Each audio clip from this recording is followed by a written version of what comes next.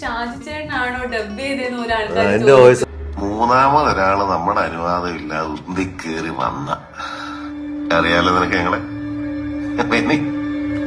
നിന്റെ same voice ഒരു രക്ഷയില്ലെന്ന് പറയും. അപ്പൊ നമ്മൾ പറയാ മാറി കിട്ടിയല്ലോ. അതെ, വില്ലൻ വേഷം തരണ്ടേ. ഞാൻ കാത്തിരിക്കുന്നു. ഞാൻ വില്ലനായിട്ട് ചില സമയത്ത് കണ്ണക്കുരുട്ടി കാണിക്കും, പക്ഷെ ആരും മൈൻഡ് ചെയ്യില്ല. എല്ലാവരും അവര് ചിരിക്കുക ചെയ്യും. നിങ്ങൾ പറഞ്ഞു കഴിഞ്ഞാൽ മക്കള് ഭയങ്കര ചിരിയായിരിക്കും. കാരണം വെച്ചാൽ അവരത് കറക്റ്റാണ്. ഈ 3 പേരും ചിരിക്കുമ്പോൾ ഇവള് സീരിയസ് ആയിട്ട് ഇങ്ങനെ ഇരിക്കുന്നുണ്ട്. അപ്പൊ അവര് ചോദിക്കുന്നത് എന്താ അമ്മ ഇത് കേട്ട് ചിരിക്കാത്തത്? ഡാൻസ് അവരിങ്ങനെ പാട്ടിലുണ്ട് സ്ക്രീനില് ക്യാമറ ഡൗൺ വിത്ത് വിതയ്ക്കുന്ന സ്റ്റെപ്പല്ലേ? പഴങ്കഞ്ഞി കഴിക്കാനുള്ള ആസ്തി ഉള്ളെങ്കിൽ കഴിക്കുന്ന ബർഗറാ. വേഷങ്ങൾ നല്ല കിട്ടുക വേണ്ടത്. ഞാൻ റീലില് വേഷം കിട്ടിയിട്ട് എനിക്ക് ജീവിക്കാൻ പറ്റില്ല. ഇവൾക്ക് 4 ഫോണുണ്ട്. 4 ഫോൺ എന്തിനാണ്? എക്സസ് ലഗേജിന് കസ്റ്റംസ് പിടിച്ചിട്ട് ഫൈൻ അടപ്പിച്ചിട്ട് സോപ്പ് 1.5 വർഷത്തേക്കുള്ള സോപ്പ് എന്തിനാണോ ഞാൻ കൊണ്ടുവരും. ഗൾഫിൽ ബിരിയാണി ഇപ്പോൾ സ്വർണ്ണം പണമൊക്കെ ഫുൾ സോപ്പാണ്. Hi hello, welcome to Cinematech. ഇന്ന് എന്നോടൊപ്പം ഉള്ളത് എനിക്ക് ഏറ്റവും ഇഷ്ടപ്പെട്ട, നിങ്ങൾക്ക് എല്ലാവർക്കും ഇഷ്ടപ്പെട്ട താരദമ്പതികളാണ്. മലയാളത്തിന്റെ പ്രിയപ്പെട്ട ഷാജി ചേട്ടനും ചാന്ദിനി ചേച്ചിയും. നമസ്കാരം. കുറേ നാളായി ഇങ്ങനെ കാണുന്നത്. എന്താണ് ഇപ്പൊ പുതിയ വിശേഷങ്ങളൊക്കെ? എന്തൊക്കെയാ രണ്ടുപേരുടെ പുതിയ വിശേഷങ്ങള്? സിനിമ ഷൂട്ടിംഗ് നടക്കുന്നു, ഡാൻസ് നടക്കുന്നു, ക്ലാസ്സൊക്കെ നടക്കുന്നു. രണ്ടാളും ഭയങ്കര സൈലന്റ് ആയിട്ട്. നിങ്ങളെ കാണുമ്പോ തന്നെ ഭയങ്കര ഒരു സന്തോഷമുണ്ട്. എയറിലായെന്ന് പറഞ്ഞ് ഇല്ല, ചെറിയ കാര്യങ്ങളൊക്കെ കഴിഞ്ഞ ഇന്റർവ്യൂലൊക്കെ ചില വാക്കുകളൊക്കെ പറഞ്ഞു പോകുമ്പോ അറിയാതെ കയ്യിന്ന് പോകും. അതുകൊണ്ട് വളരെ സൂക്ഷിച്ച് തുടങ്ങാന്ന് വിചാരിച്ചിട്ടാണ് ഞാൻ സൈലന്റ് ആയത്. പക്ഷെ പൊതുവെ ഷാജി ചേട്ടനെ സംബന്ധിച്ചിടത്തോളം അല്ലെ ചാന്ദിനി ചേച്ചിയെ സംബന്ധിച്ചിടത്തോളം ഒരിക്കലും എയറിലാവില്ല. പക്ഷെ എന്താ വെച്ചാൽ നമ്മള് വിവാദങ്ങളുടെ പുറകെ പിന്നെ പറയുന്ന ഒരുപാട് ട്രോൾ വിഷയങ്ങളല്ല. നമ്മള് പറയുന്ന കാര്യങ്ങളിൽ ഞങ്ങളുടെ ഞങ്ങളായിട്ടുള്ള ട്രോള്. ചിലപ്പോ ആൾക്കാര് പിന്നെ കേട്ടാ മതി സംസാരം പൊക്കി പറയും, ഇങ്ങനെയൊക്കെ പറയുന്നല്ല. ഞങ്ങള് താഴ്ത്തേനുള്ള കുഴപ്പമാണ്. അപ്പൊ ഞാൻ പറയുന്നത് ചിലപ്പോ പിള്ളേരുടെ കാര്യം കഴിഞ്ഞ പ്രാവശ്യം പറഞ്ഞ ഭയങ്കരമായിട്ട് ഒരുപാട് പേര് എന്നെ വിളിച്ച് ഞാനങ്ങ് നാണം കിട്ടുപോയി. എന്നുവെച്ചാൽ നമ്മളീ പറയുമ്പോ വീട്ടില് എപ്പോഴും ഇല്ലാത്തതുകൊണ്ട് നമ്മൾ ഈ പറയുന്ന വിശേഷങ്ങൾ പറയുന്ന കൂട്ടത്തില് അങ്ങ് പറഞ്ഞു പോകും. പറഞ്ഞു ഇവർക്ക് കറക്റ്റ് പിള്ളേരുടെ കാര്യങ്ങളെല്ലാം അയ്യോ തെറ്റിന്ന് പറഞ്ഞു കഴിഞ്ഞാൽ ഒരു 1.5 തെറ്റായി ശരിക്കും. പക്ഷെ ആ ഇന്റർവ്യൂ കഴിയുമ്പോ എനിക്ക് ഷാഡ് അങ്ങനെ ഫീൽ ചെയ്തില്ല. അത് കഴിഞ്ഞിട്ട് വേറെ ഇതിന്റെ ട്രോളൊന്നും ഇപ്പൊ ഷാഡിനോട് ഒരു പറയാം, ഞാനങ്ങനെ എന്തെങ്കിലും അബദ്ധം പറഞ്ഞത് നിനക്ക് സമ്മതിച്ചെന്നോട്.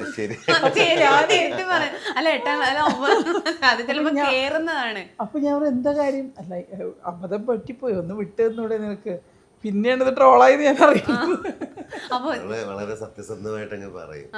പറയുന്ന രീതിയിൽ നമ്മള് പറഞ്ഞു കയ്യിൽ നിന്ന് പോയതിനു ശേഷം പിന്നെ എന്താ എനിക്ക് പറ്റിപ്പോയത്, പിന്നെ പിള്ളേരൊക്കെ വിളിച്ച് കളിയാക്കും. അപ്പൊ അങ്ങനെ നിങ്ങളെ ഇടയിലുള്ള അപ്പൊ ചേച്ചി ഇങ്ങനെ എന്തിനും വിട്ടു തരാത്ത ക്യാരക്ടറാണോ ചേട്ടാ? ഇല്ല, അങ്ങനെ സ്വാഭാവികമായിട്ട് എല്ലാവരിലും വേണം. പക്ഷെ എന്തെങ്കിലും കള്ളം പറഞ്ഞ് നമുക്ക് കള്ളം പറഞ്ഞല്ല, നമ്മളതില് വിഷയത്തിലേക്ക് പറഞ്ഞു വന്ന് ചിലപ്പോൾ മാറിപ്പോയാലും അപ്പൊ കറക്റ്റായല്ല കറക്റ്റായിട്ട് സത്യസന്ധമായിട്ട്. ഞാൻ പല ഇന്റർവ്യൂലും കണ്ടിട്ടുണ്ട് ചേട്ടൻ എന്തെങ്കിലും പറയുമ്പോ ചാന്ദിനി ചേച്ചി സത്യസന്ധമായിട്ട് പറയാം. പ്ലാൻ ചെയ്യാൻ പറ്റില്ല. അതായത് പ്ലാൻ ചെയ്യണമെങ്കിൽ നേരത്തെ പഠിപ്പിക്കണം. പക്ഷെ പഠിപ്പിച്ചാലും ആ സമയത്ത് പറഞ്ഞു പോകും. നിഷ്കളങ്ക മനസ്സായോണ്ട് അപ്പൊ അതുകൊണ്ട് ഞാനങ്ങ് വിട്ടുകൊടുക്കും. എന്ന് വെച്ചാൽ ഞാനങ്ങ് പറയും. അപ്പൊ ഞാൻ ഓക്കെ ഒരു വിഷയം ഇട്ടുകൊടുക്കണ്ടെന്നുള്ള ഞാൻ ഉണ്ടായിരിക്കുന്നതാണ്. 25 വർഷമായിട്ട് അല്ലെ കല്യാണം കണ്ടിട്ട് 4 നൂറ്റാണ്ട് പിന്നിട്ട് എങ്ങനെയുണ്ട് കുടുംബജീവിതം, സിനിമാ ജീവിതം മുന്നോട്ട് കൊണ്ടുപോകുന്നത്? ഏതാ ഏറ്റവും ടാസ്ക്? സത്യം പറഞ്ഞു കഴിഞ്ഞാൽ കുടുംബജീവിതമായിരിക്കും ടാസ്ക് എന്ന് പറയുന്നത്. അതായത് നമ്മളത് ഒരു ലക്ഷ്യത്തിലേക്ക് നമ്മൾ എത്തിപ്പിടിക്കാനുള്ളൊരു വല്ലാത്തൊരു ജേണിയാണ് സിനിമയാണ്. ഈ പറയുന്ന ജീവിതത്തിൻ്റെ സിനിമയിൽ എത്തിപ്പിടിക്കുന്നത് നമ്മൾ ഒരു പദവിയിലേക്ക് അല്ലെങ്കിൽ നമ്മളുടെ ഒരു കരിയറിൽ ഉയർച്ചയ്ക്ക് വേണ്ടിയുള്ള ഓട്ടമാണ്. അപ്പം അത് ഭാഗ്യം കൂടെ വേണം. നമ്മൾ എത്ര വലിയ ആക്ട് ചെയ്യുന്ന ആളായാലും എത്ര നല്ല സിനിമ ചെയ്താലും നമ്മൾ ചെയ്ത ഏറ്റവും നല്ല വേഷമായിരിക്കും ആ സിനിമ ഓടിയില്ലെങ്കിൽ നമുക്ക് നഷ്ടപ്പെടും. സിനിമ ഓടണം, അങ്ങനെയുള്ള ഒരുപാട് കാര്യങ്ങളുണ്ട്. ജീവിതത്തിൽ അതല്ല. ജീവിതത്തിൽ നമുക്കൊരു ചിട്ടയുണ്ട്. എനിക്ക് തോന്നുന്നു ആ ചിട്ടകളൊക്കെ ലൈഫിൽ വന്ന ആഫ്റ്റർ മാരേജ് 25 years കൊണ്ട് ഞാൻ ഏൺ ചെയ്തത് ലൈഫിൽ ഒരുപാട് പണമോ വിഷയങ്ങളോ പദവികളോ ഒന്നുമല്ല. പക്ഷെ ഒരു നല്ല ലൈഫിലേക്ക് ഒരു വലിയ കടന്ന് ഓരോ സിറ്റുവേഷനിലും നമ്മൾ മാറി മാറി മാറി കുഞ്ഞു കുഞ്ഞു കാര്യങ്ങൾ ചെയ്ത് ലൈഫ് എന്താണെന്ന് പഠിച്ച് ഈ ഒരു 25 വർഷത്തെ എക്സ്പീരിയൻസ്, ആ ഒരു ജേണിയിൽ ആക്ച്വലി നമുക്ക് സക്സസ് എന്ന് പറയുന്നത് എന്നെ സംബന്ധിച്ച് എനിക്ക് കിട്ടിയതൊക്കെ ബോണസായിരുന്നു. അപ്പോൾ എനിക്ക് ടെൻഷനില്ല, വേറെ പ്രശ്നങ്ങളൊന്നും. പിന്നെ സ്വാഭാവികമായിട്ട് എല്ലാവർക്കും ഉള്ള പോലെയുള്ള കാര്യങ്ങളെല്ലാം ഉണ്ടാകും. ഞങ്ങളൊരു സ്ട്രഗിൾ ചെയ്യുന്നുണ്ടാകും. ചിലപ്പോൾ ചില കാര്യങ്ങൾ ചില ഓരോ മാസങ്ങൾ നമ്മൾ കിടക്കുമ്പോൾ നമ്മുടെ ചിലവുകളും വരവുകളും ഒക്കെ വരുന്ന വിചാരിച്ച പോലെ എത്താതാകുമ്പോൾ അപ്പം ഞങ്ങൾ തമ്മിൽ ഒരു ഡിസ്കഷൻ ഉണ്ടാകും. അപ്പോൾ എനിക്ക് പറയുന്നില്ല, അയ്യോ എനിക്കൊരു ടെൻഷൻ ഉണ്ടെന്ന് പറയുമ്പോൾ ടെൻഷൻ ആവണ്ട, ശരിയാവുമെന്ന് പറയാൻ ഉള്ള ഒരു ആള്. അങ്ങനെ അതാണ് ജീവിതത്തിൽ അങ്ങോട്ടും ഇങ്ങോട്ടുമുള്ള ഏറ്റവും വലിയ അങ്ങനെയുള്ള 25 വർഷങ്ങളായിരുന്നു. ഏത് പ്രതിസന്ധി ഘട്ടത്തിലും എന്നെ ഹെൽപ്പ് ചെയ്യാനും അല്ലെങ്കിൽ എന്നോട് ഒരു ധൈര്യം തരാനും. തിരിച്ചങ്ങോട്ട് ഞാൻ ഒരുപാട് ധൈര്യം കൊടുക്കും, കാരണം ഭയങ്കര പേടിയല്ല. ഞാൻ പക്ഷെ ധൈര്യം മാത്രം എനിക്ക് കൊടുക്കാൻ പറ്റില്ല. കാരണം വെച്ചാൽ ഒരുപാട് ആർക്കും ഒരു ഡയമണ്ട് നെക്ലസ് ആയിട്ടോ സാരി ആയിട്ടോ അല്ലല്ലോ കൊടുക്കുക, ധൈര്യമായിട്ട് കൊടുക്കും. അതുണ്ട് എന്ന് വെച്ചാൽ ഞാൻ ഒന്നാമത് ഞാൻ ബിസി ആയിട്ട് അഭിനയിച്ചുകൊണ്ടിരിക്കുന്ന സമയത്താണല്ലോ ഞാൻ കല്യാണം കഴിക്കുന്നത്. അപ്പം കല്യാണം കഴിച്ചിട്ട് അഭിനയിക്കേണ്ടതെന്ന് തീരുമാനിച്ചത് എൻ്റെ തീരുമാനമായിരുന്നു. എന്ന് വെച്ചാൽ വീട്ടിലാൾ വേണം, പിന്നെ മോളായി. അപ്പം ആ സമയത്ത് ഞാൻ ഒന്നും ചെയ്യാണ്ടിരിക്കുന്ന ടൈമിലായിരുന്നു. എനിക്ക് ശരിക്കും പറഞ്ഞാൽ കല്യാണത്തിന് മുമ്പേ ഒരു ഡാൻസ് ഇൻസ്റ്റിറ്റ്യൂട്ട് ഉണ്ടായിരുന്നു എറണാകുളത്ത്. അന്ന് നാട്യരംഗ് എന്നുള്ള പേരിലായിരുന്നു. അപ്പോൾ അത് സ്റ്റോപ്പ് ചെയ്തു. പാലക്കാട് ഞങ്ങൾ ചെന്നിട്ട് അവിടെ നിന്ന് ക്ലാസ്സൊന്നും തുടങ്ങിയൊന്നുമില്ലായിരുന്നു. പിന്നെ മോളായ ശേഷം ചേട്ടൻ പറഞ്ഞു സ്റ്റാർട്ട് ചെയ്യാം, ക്ലാസ് വേണേൽ സ്റ്റാർട്ട് ചെയ്തു എന്ന് പറഞ്ഞു. അങ്ങനെ ക്ലാസ് സ്റ്റാർട്ട് ചെയ്തു. പക്ഷേ ആ പാലക്കാട് എന്ന് പറഞ്ഞാൽ ഒരുപാട് കലാകാരന്മാരുള്ള ഒരു സ്ഥലമാണ്. അവിടെ സ്റ്റിക്ക് ഓൺ ചെയ്ത് വരാൻ നല്ല ബുദ്ധിമുട്ടാണ് ശരിക്കും പറഞ്ഞാൽ. അത്രയും കലാകാരന്മാരുണ്ട്, കല അറിയുന്ന ആൾക്കാരാണ്. അപ്പോൾ അവിടെ ശരിക്കും പറഞ്ഞാൽ ഏട്ടൻ്റെ ഒരു ബാക്ക്ഗ്രൗണ്ട് സപ്പോർട്ട് എനിക്കുണ്ടായിരുന്നു. അതിൻ്റെ പേരിൽ അങ്ങനെ ക്ലാസ് തുടങ്ങി. ഇപ്പോൾ ക്ലാസ്സൊന്നും വലിയ കുഴപ്പമില്ലാണ്ട് പോകുന്നുണ്ട്. ഇപ്പോൾ ഒരു വലിയ ഇൻസ്റ്റിറ്റ്യൂട്ടായി പ്രശ്നമൊന്നുമില്ല. ഇൻസ്റ്റിറ്റ്യൂട്ടിന്റെ പേരെന്താ? Sreenandana school of dance. മൂത്താളുടെ പേരായിട്ടിരിക്കുന്നത് ശ്രീനന്ദന. അവള് നന്ദന. അപ്പം അങ്ങനെ ഇട്ടത്. അതിപ്പോൾ പക്ഷെ കുഴപ്പമൊന്നുമില്ല. ഇപ്പം എല്ലാം അവിടെ ഇപ്പോൾ ഡാൻസ്, മ്യൂസിക്, ഡ്രോയിങ്. എത്ര കുട്ടികളുണ്ട്? കുറച്ച് വലിയ കുഴപ്പമില്ലാണ്ട് കുട്ടികളുണ്ട്. ചാരിറ്റി ആയിട്ടും പഠിപ്പിക്കാറുണ്ടല്ലേ ക്ലാസ്? അങ്ങനെ ഉണ്ട്, ക്ലാസ് അങ്ങനെ പോകുന്നുണ്ട്. എന്ന് വെച്ചാൽ നമ്മൾ ഓരോ സ്ഥലത്ത് പെർഫോം ചെയ്യും, കുട്ടികൾ പ്രോഗ്രാം ചെയ്യുമ്പോൾ ചിലർ ഇങ്ങനെ വന്ന് പ്രോഗ്രാം കണ്ട് അഭിപ്രായം പറയുമ്പോൾ അവർ പറയും നമുക്കൊന്നും എത്തില്ല, അത് പഠിപ്പിച്ചെത്തില്ല, അതിനൊക്കെ ഒരുപാട് എക്സ്പെൻസീവ് അല്ലേ. അപ്പോൾ ഞാനിങ്ങനെ ഒരു പ്രാവശ്യം ഷാട്ടിനോട് ചോദിച്ചു, ഷാട്ടാ ഇങ്ങനെ പറയുന്നുണ്ട്, നമുക്ക് അങ്ങനെ ഒരു ഇത് ചോദിച്ചു. അപ്പോൾ എന്നോട് കംപ്ലീറ്റ് ചെയ്യാൻ പറ്റുമെങ്കിൽ മാത്രം ചെയ്യാൻ പാടുള്ളൂ, അല്ലെങ്കിൽ അത് ബുദ്ധിമുട്ടാവും എന്ന് പറഞ്ഞു. അപ്പോൾ അങ്ങനെ തുടങ്ങിയിട്ട് അങ്ങനെ കുറച്ച് കുട്ടികൾ പിന്നെ ക്ലാസ്സിന്, അപ്പോൾ അവർക്ക് വേണ്ട സൗകര്യങ്ങളെല്ലാം നമ്മൾ ചെയ്ത് കൊടുക്കുന്നത്. കാരണം എന്ന് പറഞ്ഞാൽ ഒരു ഇപ്പൊ ഡാൻസിന്റെ വലിയൊരു ഭയങ്കര എക്സ്പെൻസ് അല്ലേ, മേക്കപ്പ് ആയിട്ടും ഡ്രസ്സായിട്ടും കാര്യങ്ങളൊക്കെ വേണമല്ലോ പഠിക്കുന്ന. അപ്പോൾ അതിൽ നമുക്ക് എന്തൊക്കെ ചെയ്യുന്നു, പഠിപ്പിക്കുന്ന കാര്യം ഞാൻ ഏറ്റെടുക്കും. പിന്നെ എന്തൊക്കെ ചെയ്യാൻ പറ്റും അതൊക്കെ നമ്മൾ ചെയ്തു കൊടുക്കും. അങ്ങനെ കുറച്ച് കുട്ടികൾ പഠിക്കുന്നുണ്ട്. പക്ഷേ എന്തൊക്കെ പറഞ്ഞാലും ഈ കുട്ടികൾ കളിച്ച് കാണുമ്പോൾ നമുക്കൊരു സന്തോഷമാണല്ലോ. അതിൻ്റെ ഒരു ഉണ്ടാവും. കലാമണ്ഡലത്തിൽ പഠിച്ച ആളാണ്. കലാമണ്ഡലം എന്ന് പറഞ്ഞു, പക്ഷെ പേരിന്റെ കൂടെ ഒരിക്കലും കലാമണ്ഡലം എന്ന് ചേർത്തിട്ടില്ല. എന്തുകൊണ്ടാണ്? ഞാൻ ഇപ്പൊ പാലക്കാട് എൻ്റെ പേര് കലാമണ്ഡലം ചാന്ദി ഷാജു എന്നാണ്. കാരണം അതെൻ്റെ ഇൻസ്റ്റിറ്റ്യൂട്ട് അവിടെ ഉള്ളത് കൊണ്ട് അങ്ങനെ. പക്ഷേ ഈ സിനിമയിൽ വന്നില്ലേ ഇടയിൽ, അതുകൊണ്ടാണ് ആ പേര് അടിയിൽ പോയത്. കാരണം എൻ്റെ ആക്ച്വൽ നെയിം സുനിത എന്നാണ്. ഞാൻ കലാമണ്ഡലം സുനിതയാണ് ശരിക്കും. അപ്പം ആ പേര് ഫിലിമിൽ വന്നുകൂടെ സുനിത എന്നുള്ള പേരങ്ങ് പോയി. അത് ഡയറക്ടർ രാജസേനൻ. അപ്പം അതുകൊണ്ട് അതാണ് ആ കലാമണ്ഡലം. പിന്നെ നോർമലി നമ്മളിപ്പോൾ സിനി ആർട്ടിസ്റ്റ് ആയപ്പം ആ പേര് ചാന്ദിനി പറഞ്ഞാൽ അങ്ങനെ അങ്ങ് കലാമണ്ഡലം. കലാമണ്ഡലത്തിൽ പഠിച്ച വലിയൊരാളാണ്. ഒരുപാട് സെലിബ്രിറ്റീസിനെയൊക്കെ പഠിപ്പിക്കാറുണ്ടെന്ന് കേട്ടിട്ടുണ്ട്. പഠിപ്പിച്ചിട്ടുണ്ട്. അമിതാ മോഹൻദാസ്, ചാക്കോച്ചനെ ഡാൻസ് പഠിപ്പിച്ചിട്ടുണ്ട് ചേച്ചിന്ന്. അല്ല, അത് അനിയത്തിപ്രാവില് അത് വർക്ക് സോങ് എടുത്തുകൊണ്ടിരിക്കുന്ന സമയത്ത് ഒരു ആലപ്പുഴയിലാണ് മറ്റേ മിനി എന്നൊക്കെ എഴുതിയിരുന്ന മരത്തിൻ്റെ അവിടെ ചിങ്ങനെ പോലെ. അപ്പോൾ അവിടെ എന്തോ ഷോട്ട് എടുക്കുമ്പോൾ ഒരു ബീജിയം വന്നപ്പോൾ അവിടെ നമുക്ക് എന്തെങ്കിലും ഡാൻസിൻ്റെ ഷോട്ട് ഇടാം അതിങ്ങനെ പറഞ്ഞപ്പോൾ നമ്മളൊരു ഡാൻസർ ഉണ്ടല്ലോ. അപ്പോൾ ഞാൻ ശാലിനിയുണ്ട് അവിടെ, ഒരു എന്തെങ്കിലും ഒരു സ്റ്റെപ്പ് കാണിക്കുക പറഞ്ഞു. അപ്പോൾ ഞാൻ ഒരു സ്ലോ വേർഷൻ മതി, ഒരു മോഹിനിയാട്ടിലൊരു സ്റ്റെപ്പ് കാണിച്ചപ്പോൾ സാർ അതിൻ്റെ ഒരു പോർഷൻ കിട്ടി, ഇത് മാത്രം മതിയുള്ളൂ. പക്ഷേ ചാക്കോച്ച നല്ലൊരു സ്റ്റൈലായിട്ട് ചെയ്തു വിട്ടത്. അല്ല, അത് പിന്നീട് എപ്പോഴെങ്കിലും കണ്ടിട്ട് ഷാജിച്ചേട്ടനോടായാലും ചാന്ദിനി ചേച്ചിയോടായാലും എനിക്കറിയില്ല സ്റ്റെപ്പ് ഏതായിരുന്നു. അതിലിങ്ങനെ ഇങ്ങനെ പാട്ടിലുണ്ട് സ്ക്രീനില് ക്യാമറ ഡൗൺ ആണ്, ഡൗൺ വെച്ചിട്ട് വിത്ത് വിതയ്ക്കുന്ന സ്റ്റെപ്പല്ലേ? വിത്ത് വിതക്കാം. അപ്പൊ ഷാജിച്ചേട്ടന്റെ സ്റ്റെപ്പ് ഒക്കെ എന്തെങ്കിലും അറിയോ? എനിക്ക് വീടിന്റെ 2 സ്റ്റെപ്പ്. അല്ല എന്നാലും മക്കളും രണ്ട് മക്കളല്ലേ? നീലാഞ്ജന, അതാ പേര്. നല്ലൊരു, എനിക്ക് ആ നീലാഞ്ജന എന്നുള്ള പേര് ഭയങ്കര ഇഷ്ടമുള്ളൊരു. അപ്പൊ അവര് ഡാൻസ് കളിക്കുമോ രണ്ടുപേരും? ചെറിയ ആള് അത്ര ഇതല്ല, മൂത്താള് ഡാൻസ് ഒരുപാട് സ്റ്റേറ്റിലൊക്കെ പോയിട്ടുള്ള ആളാണ്. ചെറിയ ആള് അത്ര അതല്ല, പാട്ടിനോടാ ഇഷ്ടം. അവള് വെസ്റ്റേൺ. രണ്ടാളും മോണാക്ട് ചെയ്യും. 2 സ്റ്റേറ്റ് വരുന്നതാ. മോണാക്ടില് ഭയങ്കരമായിട്ട് എക്സ്പെർട്ട് ആണ് 2 പേരും. പിന്നെ ഈ ഡാൻസ് മൂത്ത ആൾക്ക് ഭയങ്കരമായിട്ട് നന്നായിട്ട് ഡാൻസ് ചെയ്യും. പക്ഷെ ചെറിയ ആള് ആക്ച്വലി ഒരു വെസ്റ്റേൺ പാട്ടുകളിലോട് താല്പര്യമുണ്ട്. അപ്പൊ എനിക്ക് ഡാൻസ് ഒരു കുറച്ച് സോങ്സ് ആണ് അവളുടെ ഏറ്റവും, എപ്പോഴും പാട്ടാണ്. അതാകുമ്പോ കുറച്ച് ഈസി ആണല്ലോ, മറ്റേ പണിയെടുക്കണ്ടല്ലോ. ഡാൻസ് ആകുമ്പോ നമ്മള് മരിച്ചു അല്ല, അതാന്ന് വെച്ചാൽ ശരീരം കൊണ്ടുള്ള ഇവരെ ഈ അരമണ്ഡലം എന്നൊക്കെ പറഞ്ഞ് പറയുന്നത്, അതുകൊണ്ടാണ് അവളുടെ പ്രശ്നം. അവള് വിചാരിക്കുന്നത് അതൊരു പനിഷ്മെന്റ് ആണ്, അത് ആക്ച്വലി ഡാൻസ് ആണെന്നുള്ള അവർക്ക് അറിയുന്നു.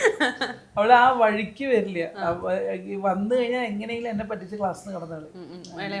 എന്താ രണ്ടുപേരും ഇപ്പം കറക്റ്റ് ആയിട്ട് ഷാജിച്ചേട്ടാ രണ്ടാളും എന്താ ചെയ്യുന്നത്? ഇപ്പൊ മക്കളോ?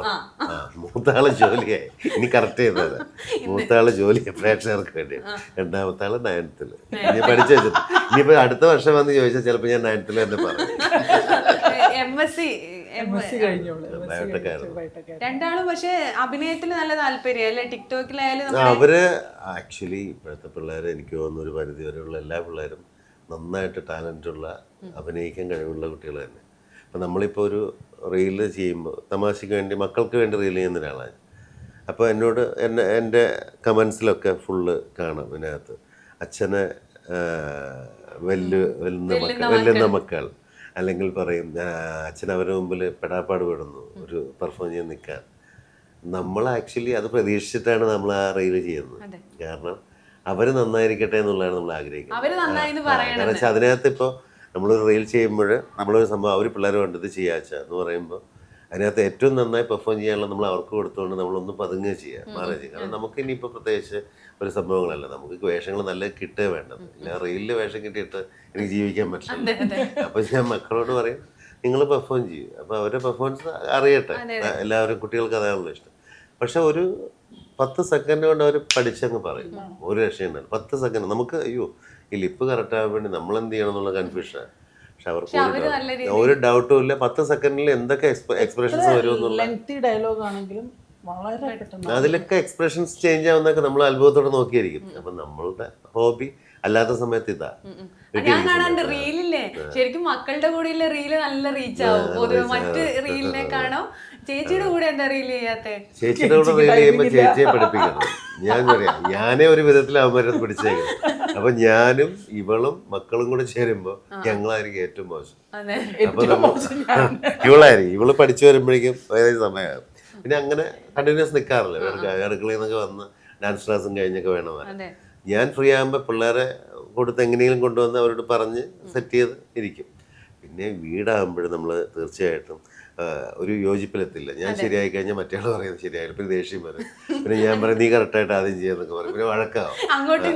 അപ്പോൾ എല്ലാവരും ഒരു ധാരണയിലെത്തിയിട്ട് വേണം ഒരു റീൽ ചെയ്യാൻ. അപ്പൊ അതിൻ്റെ ഇടയിൽ കൂടെ ഇവളെയും കൂടെ വിളിച്ചു കഴിഞ്ഞാൽ അവിടെ അടിയാവും. കാരണം എല്ലാം കൂടെ കുഴപ്പമാവും. കാരണം ഒരാൾ വരുമ്പോൾ ഒരാൾ വരില്ലല്ലോ. പക്ഷെ എങ്കിലും രസം നമുക്ക് നല്ല സ്ക്രിപ്റ്റ് എന്തെങ്കിലും കണ്ടു കഴിഞ്ഞാൽ ഇവര് ഷാർട്ടിനാണെങ്കിലും മൂത്താളൊക്കെ ആണെങ്കിലും സേവ് ചെയ്ത് വെക്കും. പക്ഷേ നമുക്ക് എപ്പോഴെങ്കിലും ചെയ്യണം. ഇവർ 3 കൂടി കൂടാനുള്ള സമയമായിരിക്കും. എല്ലാ റീൽസും ഷൂട്ട് ചെയ്യും. ഓൾമോസ്റ്റ് റീൽസ് രാത്രി 12 മണിക്ക്. വലിയ റിസ്ക് ഉള്ളവരെടുക്കുക. കുറെ ഡയലോഗ്സ് ലെങ്ത് എടുക്കും. ഈ ലെങ്ത് വരെ നമ്മൾ ഡയലോഗ് പറയുന്നത് സിനിമയിൽ നമ്മൾ ഡയലോഗ് പഠിച്ചിട്ടാണല്ലോ ചെയ്യുക. അപ്പൊ ആ ലെങ്ത്തുള്ള എടുത്തിട്ട് അവര് ഒറ്റ പ്രാവശ്യമേ ഉള്ളൂ. പക്ഷെ നമുക്കത് അതാണ് പണ്ടത്തെ ഒരു കാലിബർ ഇപ്പോഴത്തെ ഒരു വ്യത്യാസം അല്ലേ.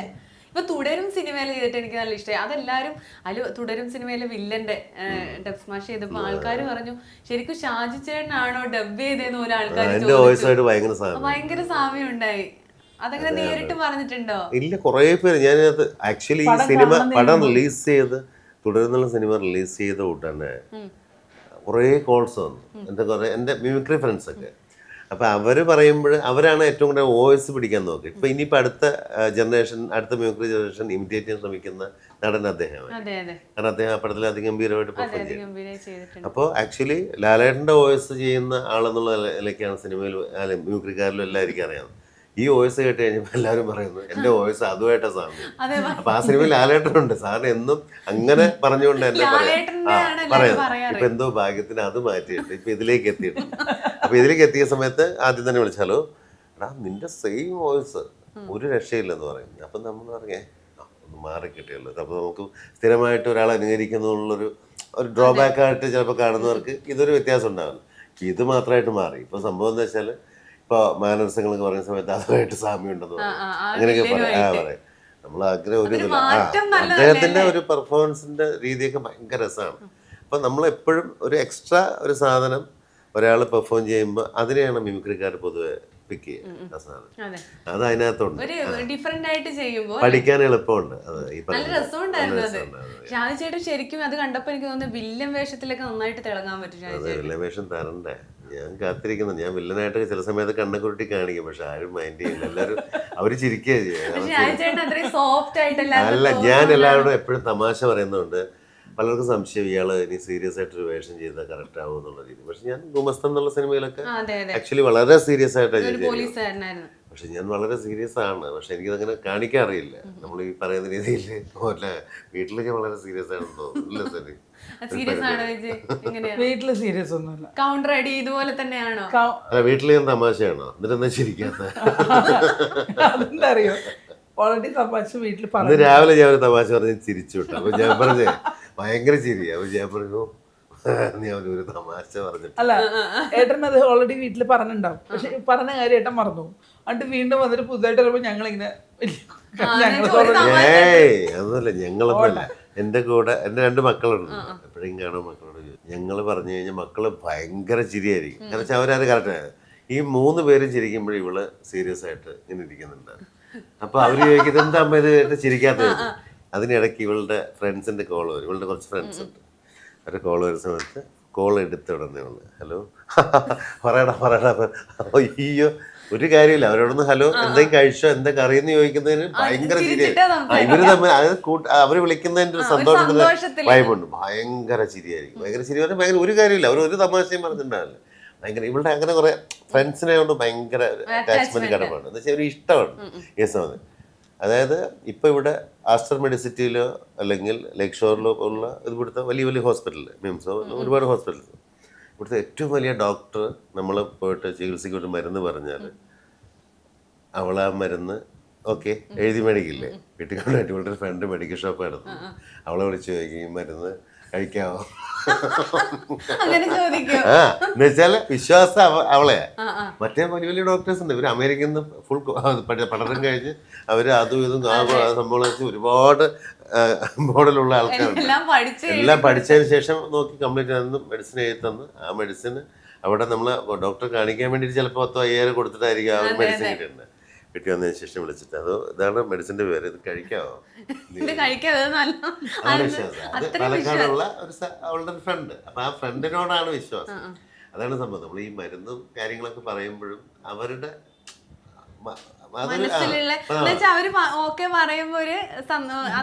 അത് ഞങ്ങളുടെ ഫ്രണ്ട്ഷിപ്പിന്റെ ഒരു ബോണ്ടിങ് ആണ് ശരിക്കും പറഞ്ഞാല്.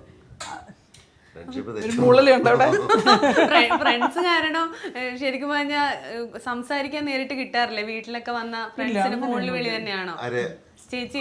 ഇല്ല, അവളുടെ ഫ്രണ്ട്സ് വിളിച്ചാൽ സംസാരിച്ചുകൊണ്ടേയിരിക്കും. പിന്നെ അതിനിടയ്ക്ക് എന്ത് കാര്യം അല്ല, എൻ്റെ ഫ്രണ്ട്സിന് അറിയാം എൻ്റെ ഒരു തിരക്കറിയാം. അവരങ്ങനെ ഒരു കണ്ടിന്യൂസ് വിളിക്കുന്നു. ഇപ്പം എല്ലാ ദിവസവും വിളിച്ച് അങ്ങനെയൊന്നുമില്ല. അവർക്കറിയാം മിസ് തിരക്കാന്നറിയാം. ഈ ഫ്രണ്ട്സ് എന്ന് പറഞ്ഞാൽ എൻ്റെ സ്റ്റുഡൻസിന്റെ അമ്മമാര്. അപ്പൊ അവർക്കറിയാം സമയത്ത് മാത്രമേ വിളിക്കുള്ളൂ. ഇവിടെ ഈ കയ്യിൽ ഫോണും ഈ കയ്യിൽ വേറെ ഫോണും അടുത്ത എല്ലാം കൂടെ ആയിട്ട് അടുക്കളയിൽ കൂടെ ഒക്കെ നടന്ന് ഇറങ്ങി തിരിഞ്ഞ് എവിടെ വെക്കണമെന്ന് അറിയാതെ. ഇതൊക്കെ ഒന്നുമില്ല. ഇവള് വളരെ കുറച്ചേ ഫോൺ യൂസ് ചെയ്യാറുള്ളൂ. കാരണം എന്താ വെച്ചാൽ അവളുടെ ഡാൻസിന്റെ കാര്യങ്ങളും അതൊക്കെയുള്ള ഗ്രൂപ്പുകളൊക്കെ ഉണ്ട്. പക്ഷെ ഇവൾക്ക് 4 ഫോണുണ്ട്. 4 ഫോൺ എന്തിനാ അറിയാം? ഒരു ഫോണിൽ നിന്നും മറ്റേത് കാണാതാവുമ്പോൾ അടുത്ത ഫോണിലേക്ക് വിളിക്കും. അപ്പോൾ ബെല്ലടിക്കുമ്പോൾ ആ ഫോൺ എടുത്ത് അവിടെ വെച്ചതിന് ശേഷം പറഞ്ഞു അയ്യോ എൻ്റെ മറ്റേ ഫോൺ എവിടെ നിന്ന് ചോദിക്കും. അടുത്ത് അതിലേക്ക് വിളിക്കുമ്പോൾ ആ ഫോൺ എടുത്ത് ഇപ്പുറത്ത് വയ്ക്കും. അങ്ങനെ 4 ഫോണുകൾ 3 ഉണ്ടായിരുന്നു. ഇപ്പോൾ ഒരെണ്ണം മാറ്റി പുതിയ ഫോൺ മേടിച്ചു, ലേറ്റസ്റ്റ് ഫോൺ മേടിച്ചു. അപ്പോൾ ലേറ്റസ്റ്റ് ഫോൺ മേടിച്ചപ്പോൾ ആ ലേറ്റസ്റ്റ് ഫോൺ മേടിച്ചു. പക്ഷെ ഇതിൽ മുഴുവൻ സാധനങ്ങളും ഇതിലേക്ക് കയറിയിട്ടുണ്ടോ എന്നൊരു സംശയം കൊണ്ട് ആ 4ാമത്തെ ഫോൺ ശരിയാണോ ചേച്ചി? സത്യമാണ്. 3 ഫോൺ എന്ന് പറഞ്ഞു കഴിഞ്ഞാൽ സ്വാഭാവികമായിട്ട് ഡാൻസിന്റെ ഉണ്ടാവുമല്ലോ, ഗ്രൂപ്പുകളുണ്ട്, അമ്മമാരുടെ ഗ്രൂപ്പ്, കുട്ടികളുടെ ഗ്രൂപ്പ് എല്ലാം ഉണ്ട്. ഓക്കെ, അതിനകത്ത് ആകെ ഉപയോഗിക്കുന്ന 2 ഫോൺ. അപ്പൊ പറഞ്ഞു എനിക്ക് നിങ്ങൾ മാത്രം അങ്ങനെ ഇതായാൽ പോരാ, ഞാനൊരു ഐഫോൺ എടുക്കും. ഒരു ഡ്രീമായിരുന്നു. അങ്ങനെ ഐഫോൺ എടുത്തു. ഐഫോൺ യൂസ് ചെയ്യുന്നത് തന്നെ എല്ലാവരോടും ചോദിച്ചിട്ട് വേണം അത് ഓപ്പൺ ചെയ്ത് യൂസ് ചെയ്യാനൊന്നും അറിയില്ല. പക്ഷെ അവൾ പഠിച്ച് സെറ്റായി വരും. പക്ഷെ ഞാൻ പറഞ്ഞു ആൻഡ്രോയിഡാണ് യൂസ് ചെയ്യാൻ കുറച്ചുകൂടെ എളുപ്പം, ഞാനത് ഉപയോഗിക്കുന്നത്. ഓക്കെ, അതിന് ക്യാമറയൊക്കെ ഉള്ള നല്ല ഫോൺ. ഓക്കെ, അത് മേടിച്ചു. അപ്പോൾ മേടിച്ചപ്പോൾ അതിൽ നിന്ന് എല്ലാം ട്രാൻസ്ഫർ ചെയ്തു ഇതിലേക്ക്. പക്ഷെ എന്നാലൊരു വിശ്വാസക്കുറവുണ്ട്, അതിനകത്ത് മുഴുവൻ വന്നോന്നുള്ളത്. അങ്ങനെ ഇപ്പം ഇതിലെല്ലാം ഉണ്ട്, അതിലും എല്ലാം ഉണ്ട്.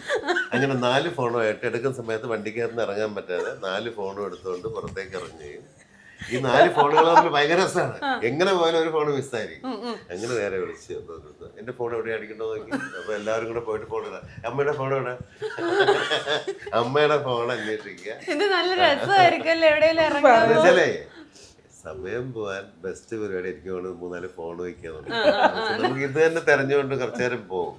പക്ഷെ നിങ്ങൾ രണ്ടാളും ഒരുമിച്ചിരിക്കുമ്പോഴേ ചേച്ചിയുടെ സന്തോഷം കൊണ്ടാണ് വർത്താനം പറയുമ്പോ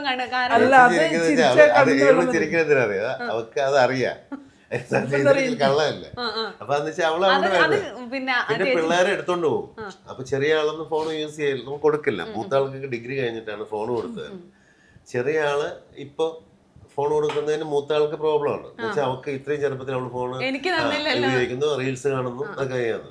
അപ്പൊ ഒരു ഫോൺ അവളിലായിരിക്കും. അപ്പൊ ഇവൾക്ക് ആ ടെൻഷനാണ്. എന്നുവെച്ചാൽ അവള് ഫോൺ എടുത്ത് വെച്ച് ഫോൺ അവളെടുത്തെന്ന് തോന്നുന്നു പറയും. അപ്പൊ നോക്കുന്ന സമയത്ത് അവളെ നോക്കണം, മക്കളെ ടേക്ക് കെയർ ചെയ്യണം, ഫോണ് നോക്കണം, ഭർത്താവിനെ ശ്രദ്ധിക്കണം, ഡാൻസ് ക്ലാസ് നോക്കണം, അടുക്കളയിൽ കറികൾ വയ്ക്കണം. ഇതെല്ലാം കൂടെ ആയിട്ട് ഒരാളുടെ തലയ്ക്കകത്ത് ഓടുന്ന വൻ കാര്യങ്ങളാണ്. അതിന്റെ ഇടയിൽ റിലാക്സ് ചെയ്യുന്നതാണ് ഈ സുഹൃത്തുക്കളുടെ ഈ ഫോൺ. പക്ഷെ ആ റിലാക്സേഷൻ നമ്മൾ ഈ തിരക്കുകളുടെ ഇടയിലാകുമ്പോൾ നമുക്കത് പെട്ടെന്ന് ഞാൻ ഫോൺ വെക്കും എന്നിട്ട് സംസാരിക്കുന്നു പറഞ്ഞു. ചേച്ചി ഇതെല്ലാം കൂടി എങ്ങനെയാണ് എനിക്ക് തന്നെ കേട്ടിട്ട് എങ്ങനെയാണ്? പക്ഷെ ഞാൻ എൻ്റെ അവൾക്ക് ഇഷ്ടം തിരക്കാണ്. സത്യം, ഞാൻ എനിക്ക് ബിസി ആയിട്ടിരിക്കാൻ അവൾക്കെന്നല്ല എല്ലാ സ്ത്രീകൾക്കും അതായിരിക്കും, തിരക്കുകളായിരിക്കും. ഞാൻ വെച്ചാൽ എനിക്ക് ബിസി ആയിട്ടിരിക്കാൻ ആഗ്രഹിക്കുന്നവരാണ്. അപ്പം ഞാൻ വീട്ടിലെ കാര്യങ്ങളാണെങ്കിലും വീട്ടിലിപ്പം ഷാർട്ടൻ വീട്ടിലുള്ള ദിവസമാണെങ്കിൽ ഇപ്പോൾ നമ്മൾ ബ്രേക്ക്ഫാസ്റ്റ് ആക്കുകയാണെങ്കിൽ ഷാർട്ട് വീട്ടിൽ നോർമലി എല്ലാ ദിവസവും ഇഡ്ഡലിയോ ദോശയോ, അച്ഛന് ഇല്ലെങ്കിലും ഒന്ന് വേണം. അപ്പോൾ ഇഡ്ഡലിയോ ദോശ എന്തായാലും ഉണ്ടാവും. പക്ഷേ ഷാർട്ടൻ വരുന്ന ദിവസം ഷാർട്ടിന് ഇഡ്ഡലിയും ദോശ ഏട്ടൻ കഴിക്കായികയല്ല, പക്ഷേ ഏട്ടന് പുട്ടോ ഇടിയപ്പോ അപ്പോ അങ്ങനെ. അപ്പോൾ എന്തായാലും 2 ബ്രേക്ക്ഫാസ്റ്റ് നിർബന്ധം മോർണിംഗ് ഉണ്ടാവണം. ഒരു രാവിലെയാണ് എൻ്റെ ഒരു ദിവസം തുടങ്ങുന്ന, എല്ലാവർക്കും അങ്ങനെയാണ്. മോർണിംഗ് ബ്രേക്ക്ഫാസ്റ്റിൽ എൻ്റെ ഒരു ദിവസത്തിന്റെ മൂഡ് സ്റ്റാർട്ട് ചെയ്യുന്നത്. ഒരു ദിവസം നല്ല ബ്രേക്ക്ഫാസ്റ്റ്. എനിക്ക് നല്ല ബ്രേക്ക്ഫാസ്റ്റ് ഞാൻ പുറത്തുനിന്നാലും മേടിച്ച് ഇഷ്ടമുള്ളത് മേടിക്കും. നല്ല ബ്രേക്ക്ഫാസ്റ്റ് ആർക്കായാലും ചിലപ്പോൾ അങ്ങനെ ആയിരിക്കും, എന്നെ പോലെ കുറേ പേരുണ്ടാവും. നല്ല ബ്രേക്ക്ഫാസ്റ്റ് കഴിച്ച് തുടങ്ങുമ്പോൾ ഒരു തൃപ്തി ഉണ്ടല്ലോ. ആ ദിവസം തുടങ്ങുന്ന മുഴുവൻ ഒരു കുഴപ്പമുണ്ടാവില്ല. രാവിലെ അത് കുഴപ്പമാണെങ്കിൽ രാവിലെ നമ്മൾ ഒരാളെ കണി കാണുന്നത് എന്നുള്ളതൊന്നുമല്ല. ഒരു ദിവസം നല്ലതാണ് തിരുമേക്കാൻ നല്ല വിഭവങ്ങൾ ഉണ്ടായാൽ മതി. അത് ഇഷ്ടമുള്ളത് ചിലപ്പോൾ ഇഡ്ഡലി ആയിരിക്കാം, ചിലപ്പോൾ ദോശ ആയിരിക്കും, ചിലപ്പോൾ പഴങ്കഞ്ഞി, ചിലപ്പോൾ അതിന്റെ ഒരു ചട്നി ആയിരുന്നു മതി. ഞാനൊക്കെ ഏറ്റവും വലിയ ഇഷ്ടമുള്ളതായിരുന്നു പഴങ്കഞ്ഞി. പണ്ട് സ്കൂളിൽ പോകുന്ന സമയത്ത് അമ്മയൊക്കെ ആ സമയത്ത് ഞങ്ങൾ കൃഷിക്കാരായിരുന്നു. അപ്പോൾ ഈ പറയുന്ന രാവിലെ പാടത്തും കാര്യങ്ങളൊക്കെ ആയിട്ട് തിരക്കുണ്ടാകുമ്പോൾ ഈ പഴങ്കഞ്ഞി ആയിരിക്കും ഉണ്ടാവും രാവിലെ സമയത്ത്. എപ്പോഴെങ്കിലൊക്കെ ദോശയും കറിയൊക്കെ ഉണ്ടാവുള്ളൂ. പക്ഷെ അത് ഉണ്ടാക്കുന്ന രാവിലെ അതിന്റെ ഒരു ടേസ്റ്റ് ഇപ്പൊ ആസ്വദിക്കാൻ പറ്റില്ല. കഴിച്ച വണ്ണം വയ്ക്കുമെന്നും പറഞ്ഞിട്ട് കഴിച്ച വണ്ണം വയ്ക്കുമെന്ന് പറയും. പക്ഷെ അതിന്റെ ഒരു വേറെ ഞങ്ങളോട് പറയുമ്പോൾ ഇവളൊക്കെ ഭയങ്കര അത്ഭുതമാണ്. കാരണം ഇവരൊക്കെ കുറച്ചുകൂടെ അന്നത്തെ ന്യൂജൻ പിള്ളേരായിരുന്നു. ഇവരിവിടെയായിരുന്നു, കൊച്ചിയല്ലേ. അവർക്ക് അത്രത്തോളം ഇതുണ്ടാവില്ല. ഇവരെല്ലാം ബ്രേക്ക്ഫാസ്റ്റ് എങ്ങനെയായിരിക്കും. എൻ്റെ ശീലങ്ങൾ അതാ. ഞാൻ 3 നേരവും ചോറ് കഴിച്ചുകൊണ്ടാണ് നമുക്ക് കുഞ്ഞുനാളിൽ അതൊന്നും കേട്ടില്ല. എന്തെങ്കിലും വിശേഷങ്ങൾ ഉണ്ടാകുമ്പോഴേ ഈ പലഹാരങ്ങളൊക്കെ അന്ന് കിട്ടുന്നതായിരുന്നു. അപ്പൊ നമുക്ക് കൂടുതൽ ഓണത്തിനും വിഷുവിനൊക്കെയാണ് അല്ലേ പായസമൊക്കെ കിട്ടും.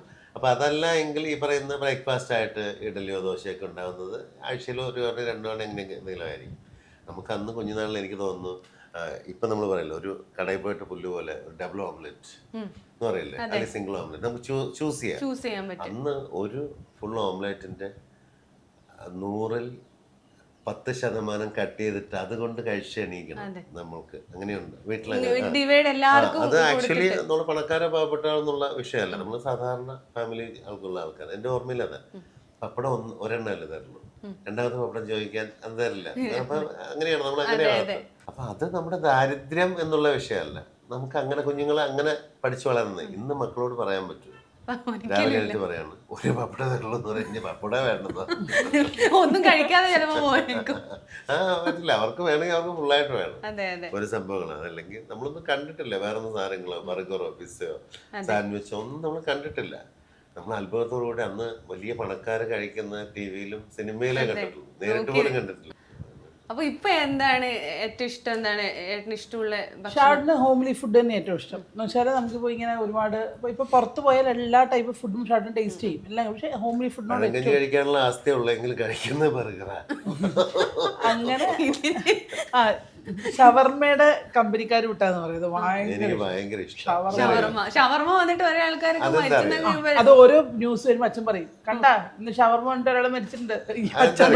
നമ്മള് പണ്ട് നമ്മുടെ സ്വപ്നം എന്തായിരുന്നു, ഈ അതിന്റെ ഒരു തുടക്കം ചിലപ്പോ അങ്ങനെ ആയിരിക്കാം, ഒരു ഗൾഫുകാരനാണെന്ന് പണ്ട് നമ്മൾ ആഗ്രഹിക്കുന്നത്. എന്ന് വെച്ചാൽ ഗൾഫിൽ നിന്ന് വരുന്ന സ്പ്രേ, ഫ്രണ്ട്സ് കൊണ്ട് സ്പ്രേ, മിഠായി, സോപ്പ്, കുളിക്കുന്ന സോപ്പ്. ആദ്യകാല പ്രോഗ്രാം 95-ൽ ഞാൻ പോയി തുടങ്ങി ദുബായിൽ ആദ്യമായിട്ട്.